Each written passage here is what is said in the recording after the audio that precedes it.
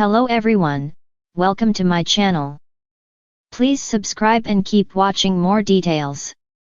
The Young and the Restless Tuesday, January 28 recap. Ian snatches weapon as Victor demands confession. The Young and the Restless YNR spoilers recap for Tuesday, January 28, reveals that Nick Newman Joshua Morrow will head to the cottage, where he'll get confirmation from Mariah Copeland Cameron Grimes that Tessa Porter Kate Fairbanks and Aria Porter Copeland Maddie and Millie Ingle are missing. Although Nick will hope maybe Tessa just took off with Aria after her fight with Mariah earlier, Mariah won't think Tessa would make her worry, especially after what happened with Sharon Newman Sharon case. Plus, Aria's favorite stuffed animal was still at home, so Mariah will know Tessa wouldn't have taken Aria without it. Mariah will feel certain that Ian Ward Ray Wise was behind Tessa and Aria's kidnapping, so Nick will concede that she's probably right. Nevertheless, Sharon and Nick will do their best to calm Mariah down before Nick heads back to the main house with the latest news. Later, Mariah will leave Tessa a tearful voicemail and reflect on not ending Ian when she had the chance. When Sharon approaches Mariah to offer more comfort, Mariah will declare that she wants Ian obliterated and wiped from the face of this earth. At Billy Abbott's Jason Thompson place, Sally Spectra Courtney Hope will brainstorm new career possibilities with him. Billy will think he'd like to do something media-related and will suggest going up against Newman Media would just be a bonus. Sally will like the new and improved Billy now that he's no longer fixated on Chancellor and revenge. After Billy and Sally hit the sheets, he'll text Jill Abbott Jess Walton in hopes of talking since he's got a lot to say. At Ian's motel room, he'll bring a rose for Jordan Colleen Zenk as he enters with a plan to kiss and make up.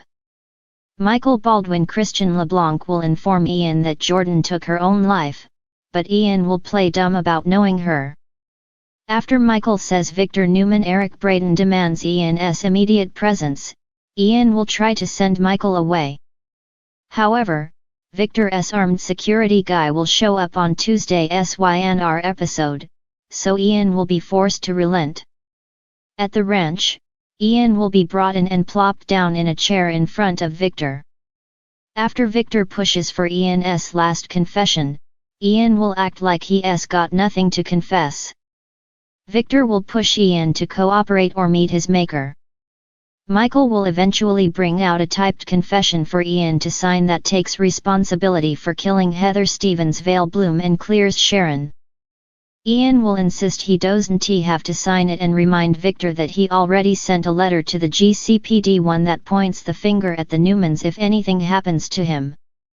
Michael will ultimately hint that they used their Newman connections to make that go away. Ian will continue to deny his partnership with Jordan and will refuse to accept any blame in what happened to Heather or Sharon. That'll lead to Victor suggesting there's no reason to keep Ian alive, but Nick will appear and admit that's not true. Nick will offer updates on Tessa and Aria going missing, so he'll demand answers about where Ian stashed them. When Ian denies any involvement, Nick will threaten bodily harm and continue barking at him for answers. After Victor's security guy yanks Ian up, he'll lose the upper hand when Ian snatches the gun from under his jacket. Ian will point the weapon he's now in possession of and suggest it looks like he's about to have something to confess to.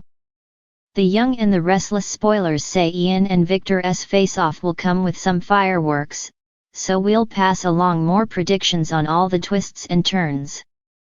Tuesday's episode of The Young and the Restless brought a whirlwind of tension and intrigue, as the conflict between Ian Ward and Victor Newman reached a dangerous boiling point. The drama unfolded with shocking twists, unexpected alliances, and emotional reckonings that left viewers on the edge of their seats. The episode began with Victor Newman, ever the formidable patriarch, pacing the floor of his office at Newman Enterprises. His steely demeanor betrayed his inner turmoil. Victor had been working tirelessly to gather evidence against Ian Ward, the cunning con artist who had tormented the Newman family for years. Today, Victor was determined to get a confession out of Ian by any means necessary. Meanwhile, at the Grand Phoenix, Ian was enjoying a leisurely breakfast in the hotel's dining area. His smug smile and unbothered attitude belied the storm brewing around him. Ian had always been a master manipulator, using charm and deceit to stay one step ahead of his enemies. But even he couldn't ignore the growing whispers of his recent activities coming to light. Phyllis Summers, ever the opportunist, spotted Ian from across the room. She approached him, her lips curling into a sly grin. "Ian, darling," she said, sliding into the seat across from him. "You've been busy, haven't you?" Ian chuckled, unbothered by her probing tone. "Phyllis, my dear, when have I not been?" Phyllis leaned forward, her eyes narrowing. "Word is, Victor's onto you. You'd better watch your back."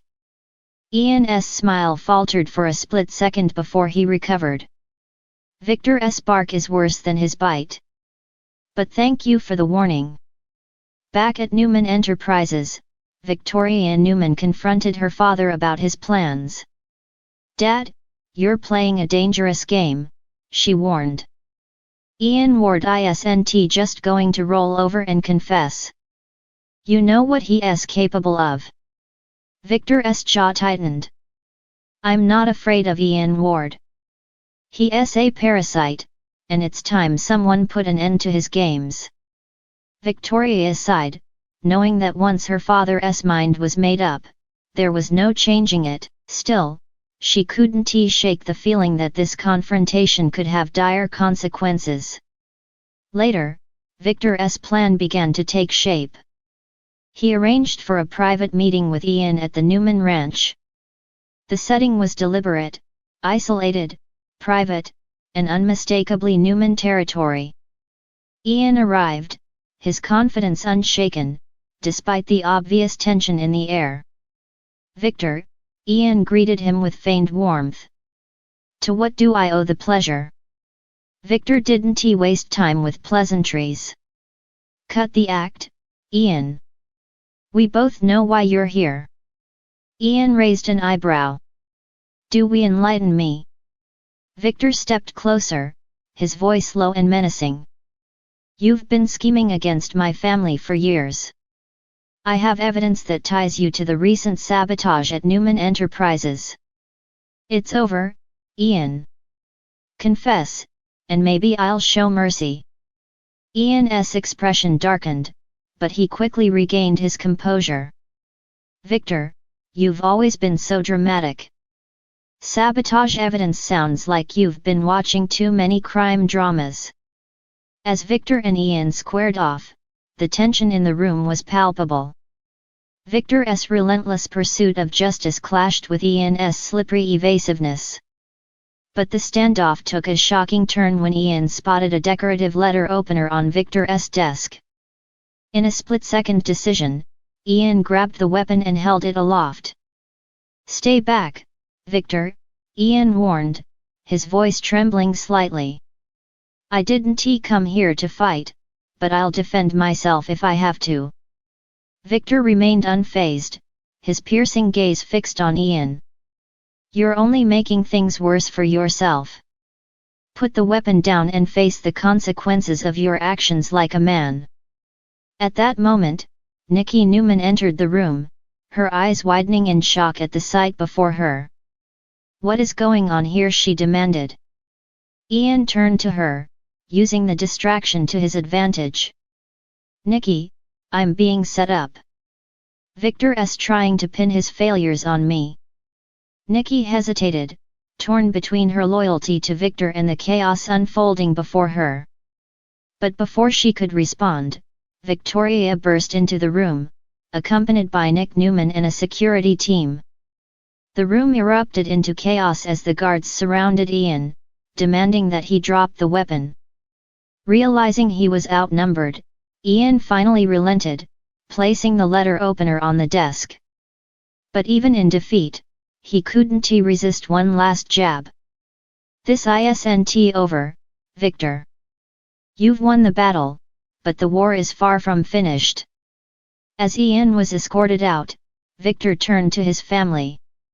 This is why we have to stand united. People like Ian Ward thrive on division. We can't let that happen. The family exchanged solemn nods, knowing the truth of Victor's words. But as the dust settled, it was clear that the events of the day had left a lasting impact. The Newman family may have scored a victory, but the scars of their battles with Ian Ward would linger. Elsewhere in Genoa City, other storylines simmered. Sharon Rosales wrestled with a difficult decision regarding her future, while Kyle Abbott found himself drawn into a surprising partnership with Adam Newman. The drama continued to unfold, setting the stage for even more twists and turns in the days to come. As the credits rolled, viewers were left with a tantalizing mix of resolution and anticipation. The Newman family had triumphed for now, but with Ian Ward's ominous parting words hanging in the air, it was clear that the story was far from over.